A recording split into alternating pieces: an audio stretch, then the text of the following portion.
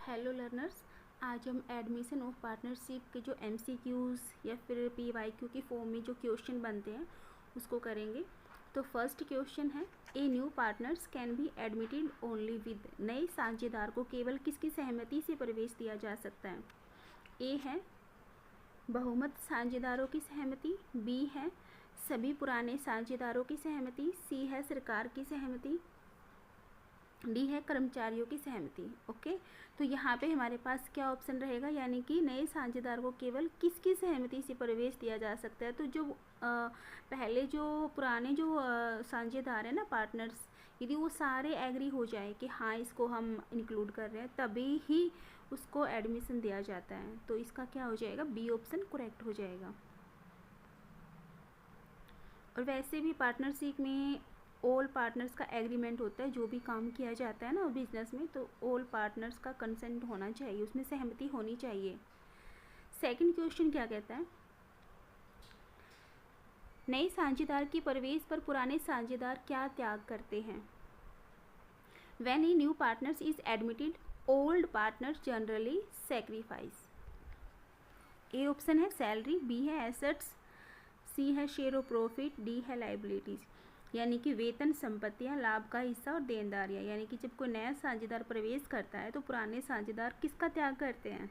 तो अपने लाभ का हिस्सा भी तो उसको देंगे ना, तो शेयर ऑफ प्रॉफिट का वो त्याग करते हैं, सेक्रीफाइस करते हैं।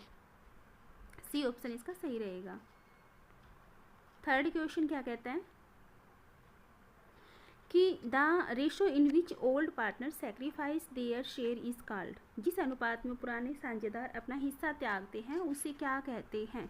त्यागना यानी कि सेक्रीफाइस करना। तो सेक्रीफाइस करेंगे तो हम कौन सा निकालेंगे इसका रेशो? सेक्रीफाइसिंग रेशो ही निकालेंगे ना। Profit sharing ratio, sacrificing ratio, gaining ratio, capital ratio.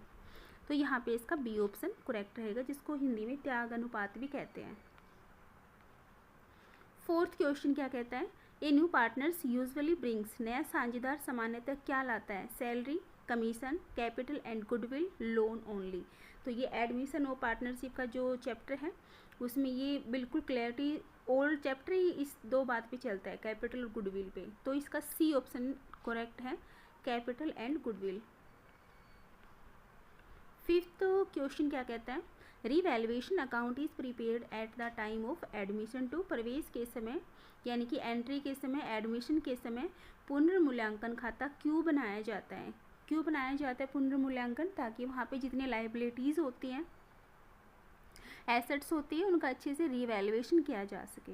तो यहाँ पे ए ऑप्शन क्या कहता है, क्लोज बिजनेस यानी कि व्यवसाय बंद करने के लिए, बी है कैलकुलेट सैलरी, वेतन ज्ञात करने के लिए, सी है रीवैल्यू एसेट्स एंड लाइबिलिटी, संपत्तियों और देनदारियों का पुनर्मूल्यांकन करने के लिए, डी है कैलकुलेट टैक्स, कर ज्ञात करने के लिए। तो इसका सी ऑप्शन करेक्ट रहेगा। फिर है सिक्स्थ क्वेश्चन क्या कहता है, goodwill brought by the new partners is share by. यानी कि नए साझेदार द्वारा लाई गई गुडविल किसे मिलती है, किसको दी जाती है? तो वो ओल्ड पार्टनर्स को दी जाती है। तो ये इसका सी ऑप्शन करेक्ट है, old partners. Okay, seventh question क्या कहता है, admission of A partners result in. नए साझेदार के प्रवेश का परिणाम क्या होता है? यानी कि नया साझेदार जब एडमिशन करता है बिजनेस में तो उसका रिजल्ट क्या होता है? डिसोल्यूशन ऑफ फर्म का विघटन हो जाता है, चेंज इन ओल्ड एग्रीमेंट, पुराने समझौते में परिवर्तन हो जाता है, नो चेंज, कोई परिवर्तन नहीं, क्लोजर ऑफ अकाउंट, खातों का बंद होना। तो अब ये देखो, पहले मान लो 3 पार्टनर्स थे बिजनेस में, अब मान लो एक और आ गया उसमें, तो वो कितने हो गए? 4 हो गए ना। तो वो पार्टनर्स का प्रॉफिट शेयरिंग रेशो सब कुछ चेंज हो जाता है वहाँ उधर। तो यहाँ पे बी ऑप्शन सही रहेगा, चेंज इन ओल्ड एग्रीमेंट। जो एग्रीमेंट था ओल्ड, उन सब में चेंज हो जाता है। बी ऑप्शन इसका करेक्ट है। 8th क्वेश्चन क्या कहता है, the new profit sharing ratio is decided. नया लाभ वितरण अनुपात किसके द्वारा किया जाता है? ए है गवर्नमेंट, सरकार, बी है कोर्ट, न्यायालय, सी है पार्टनर्स म्यूचुअली, साझेदारों की आपसी सहमति से, डी है बैंक यानी कि बैंक के द्वारा। तो जो न्यू प्रॉफिट शेयरिंग रेशो होता है हमारा, वो किसके द्वारा तैयार किया जाएगा? ये क्या आ जाएगा, आपस में पार्टनर्स का कंसेंट होगा, साझेदारों की आपसी सहमति होगी, तो सी ऑप्शन इसका करेक्ट रहेगा।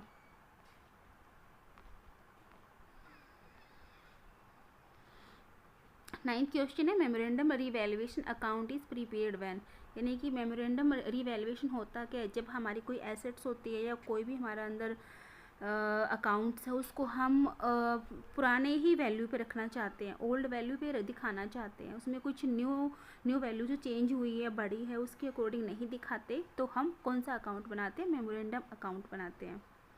ओके, और जब रिवैल्यूएशन हो तो वहाँ पे बढ़ी हुई और जो भी कमी होती है वो भी हम लायबिलिटी और एसेट्स के सब कुछ दिखाते हैं, बट मेमोरेंडम में जो पहले फिक्स जो उसकी वैल्यू होती है उसी पे रखते हैं, पुरानी वैल्यू पे।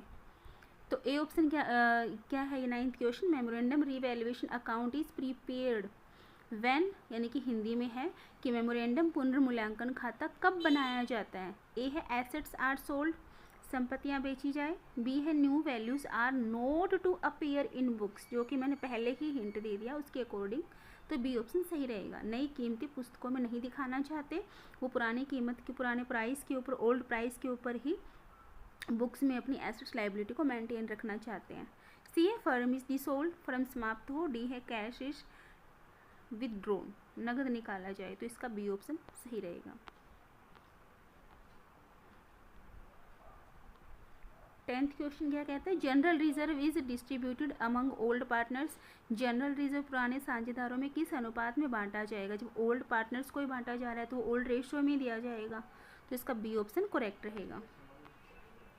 11th क्वेश्चन क्या कहता है, the gaining ratio is calculated at the time of, gaining ratio कब निकाला जाता है, यानी कि अब पार्टनर से मान लो उसमें दो, अब उस 3 पार्टनर से एक पार्टनर से वहाँ से जा चुका है, यानी कि रिटायरमेंट ले ली उसने, तो 2 बचे ना, उसका हिस्सा उन दोनों को मिलेगा, तो वहाँ पे एक जाएगा, तो उनकी जो उनका गेनिंग रेशो होगा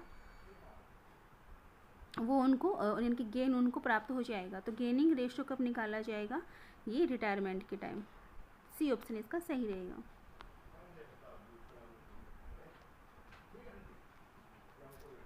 ट्वेल्थ क्वेश्चन क्या कहते हैं, the new partners gets share in, नया साझेदार किस में हिस्सा प्राप्त करता है, future profit only, past profit में तो वो कहाँ से लेगा, वो तो पास्ट में गई बात, रिजर्व ओनली नहीं, लॉसेस ओनली नहीं, तो फ्यूचर प्रॉफिट होगा, उसमें उसका हाथ होगा। यहाँ पे ज़रूरी नहीं है कि प्रॉफिट में ही हिस्सा करे, यहाँ पे करेक्ट ऑप्शन इसका ये होना चाहिए, फ्यूचर प्रॉफिट एंड लॉस दोनों ही होना चाहिए।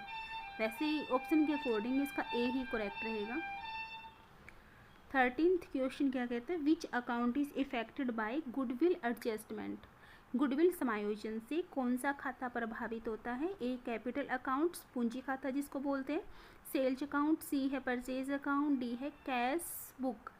तो गुडविल समायोजन से कौन सा खाता प्रभावित होगा, तो इसका कैपिटल अकाउंट ये इफेक्टेड होता है, ठीक है। 14th क्वेश्चन क्या कहता है, if liabilities are understated revaluation account will be, यानी कि यदि देनदारियाँ कम दिखाई गई हो, यानी कि मान लो डेटर्स है पहले 5,000 थे 4,000 हो गए, कम हो गए, तो पुनर्मूल्यांकन खाते में कहाँ दिखाया जाएगा। तो ये एक चीज़ ध्यान कर लेना, जो रिवैल्यूएशन अकाउंट बनाते हैं ना, जो हमारी एसेट्स होती है उसका डेबिट बैलेंस होता है और जो लाइबिलिटी होती है उसका क्रेडिट बैलेंस होता है, यहाँ अपोजिट कर देंगे। जो एसेट्स होती है ना, एसेट्स इसका डेबिट बैलेंस होता है, तो वो हम क्रेडिट में ले जाते हैं, इधर से ऑल एसेट्स इधर आ जाएगी, किस में, रिवैल्यूएशन में। ओके, और लाइबिलिटी का हमारे पास कौन सा बैलेंस होता है, ये क्रेडिट बैलेंस होता है, तो ये डेबिट में चली जाएगी सारी लाइबिलिटी। ओके, और जब ये जो हमारी एसेट्स हैं ये बोलते हैं ना इंक्रीज़ हो तब इधर ही लिखेंगे, और जब एसेट्स डिक्रीज़ होगी तो इधर लिखेंगे। क्लियर है। इसी तरह हमारे पास लाइबिलिटी है, हमारे पास इंक्रीज़ होगी तो इधर ही, डिक्रीज़ होगी तो इधर। क्लियर। तो यदि देनदारियाँ कम दिखाई गई हो तो पुनर्मूल्यांकन खाते में कहाँ दिखाएंगे, वैसे तो इसको डेबिट है यानी कि डेटर्स है वो डेबिट बैलेंस होता है तो क्रेडिट करते हैं हम ऑटोमेटिकली। यदि डेटर इंक्रीज़ होगा तो क्रेडिट में लिखेंगे, और यदि डेटर्स डिक्रीज़ हो रहे हैं तो उसको हम कहाँ लिख देंगे, डेबिट में। तो बी ऑप्शन इसका करेक्ट रहेगा। परफॉर्मा समझ में आया ना, ये क्या होता है, रिवैल्यूएशन का परफॉर्मा क्या कहता है कि ऑल एसेट्स होती है ना उसका डेबिट बैलेंस होता है, तो हम रिवैल्यूएशन में वो सारी अपोजिट कर देते हैं, क्रेडिट में डाल देते हैं। ओके, और लाइबिलिटी का क्रेडिट बैलेंस होता है, ठीक है, वो सारे के सारी हम कहाँ डाल देते हैं, डेबिट साइड में। क्लियर। और रिवैल्यूएशन में हम एसेट्स और लाइबिलिटी को ही रिवैल्यूएट करते हैं, और यदि हमारे पास ये एसेट्स इंक्रीज हुई है तो या क्रेडिट में लिखेंगे, यदि कोई एसेट्स डिक्रीज हुई है तो हम डेबिट में लिख देते हैं। इसी तरह लाइबिलिटी का करते हैं, लाइबिलिटी इंक्रीज हुई है तो ये इसमें यहाँ पे इधर लाइबिलिटी, या इसी तरह हम लाइबिलिटी का कर देंगे अपोजिट। ओके, इंक्रीज और डिक्रीज का आगे क्वेश्चन आएंगे तब देखना। तो फिर इसके बाद है 15th क्वेश्चन, क्या कहता है, if assets increase in value revaluation account is, यदि संपत्तियों का मूल्य बढ़ जाए तो पुनर्मूल्यांकन खाता क्या होगा। अभी मैंने बोला था वही क्वेश्चन है।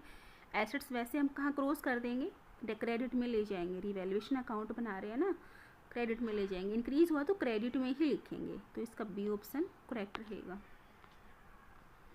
16th क्वेश्चन क्या कहता है, sacrifice made by old partners benefits, पुराने साझेदारों द्वारा किया गया त्याग किसे लाभ देता है। जो नया पार्टनर्स आएगा उसे ही तो प्राप्त होगा ना सारा, मतलब गेन करेगा वो प्रॉफिट, तो यहाँ लिख देंगे न्यू प्रॉफिट, क्योंकि सेक्रीफाइस तो तभी करेंगे ना वो जब कोई न्यू पार्टनर्स आएगा।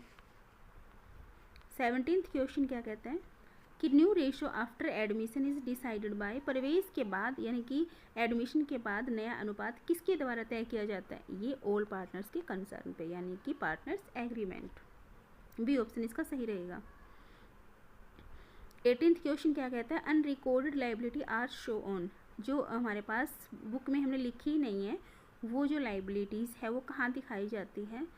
तो अभी इंक्रीज़ हुई है ये लाइबिलिटी, अभी इंक्रीज़ हुई है तो हम इसको कहाँ लिखेंगे, लाइबिलिटी साइड है, हमने क्रॉस कर दिया था ना, डेबिट में चली गई थी रिवैल्यूएशन में, रिवैल्यूएशन में अकाउंट बनाया तो क्रेडिट वाली जो क्रेडिट बैलेंस की लाइबिलिटी हमने डेबिट में लिख दी थी, इधर सारी की से क्रॉस कर दी। तो ये कह रहा है कि यदि हमारे पास अनरिकॉर्डेड लाइबिलिटी यानी कि हमने रिकॉर्ड ही नहीं किया तो उसको रिकॉर्ड करने के लिए कहाँ लिखेंगे, डेबिट साइड में। ओके, तो डेबिट साइड ऑफ रिवैल्यूएशन, तो यहाँ पे रहेगा इसका ए ऑप्शन।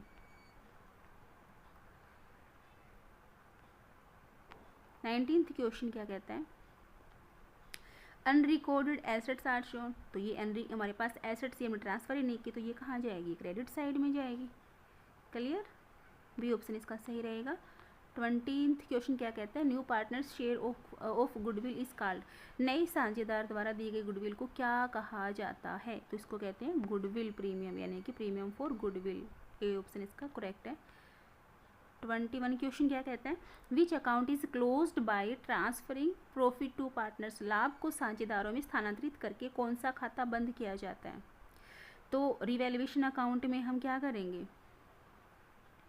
जितने भी लाइबिलिटी और एसेट से हमारे पास जो भी वहाँ हमारे पास प्रॉफिट निकल के आएगा वो हम कहाँ डाल देंगे, साझेदारों में उनको बांट देंगे, पार्टनर्स को बांट देंगे, तो फिर वो अकाउंट क्या हो जाता है, हमारा क्लोज हो जाता है। पुनर्मूल्यांकन खाता जो होता है ना, रिवैल्यूएशन अकाउंट, वहाँ बैलेंस आता है ना, वो पार्टनर्स को हम डिस्ट्रीब्यूट कर देते हैं जिससे हमारा रिवैल्यूएशन अकाउंट क्लोज हो जाता है, तो ए ऑप्शन इसका करेक्ट रहेगा। 22 क्वेश्चन क्या कहता है, एडमिशन इंक्रीजेज, नए साझेदार के प्रवेश से क्या बढ़ता है, number of partners, liabilities only, loss only, expenses only, as A according to option, यहाँ पे ए ऑप्शन इसका करेक्ट है।